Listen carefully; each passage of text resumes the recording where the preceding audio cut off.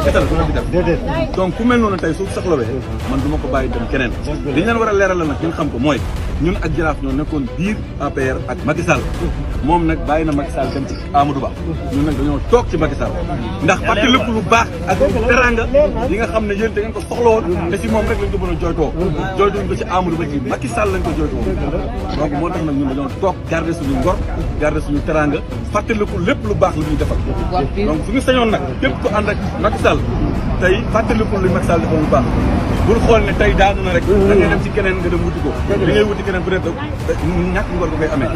loolu nag c'est une information confidentielle xam naa nag yeneen xoolaat nag da ngeen koy analyser pour xool soo leen gisee ne ñeneen ñu war a jàppale ngeen ànd doon ñu jàppale Macky Sall ndax Macky Sall su ñëwoon taxaw fii baag ne day mitig waa baag génnuñu su ñibbee dina ne ah xanaa waa baag waxuñu ma woon ne seen courant mooy seen soxla Abdoulaye Wade def kenn def mën naa ko def léegi nag li bees ci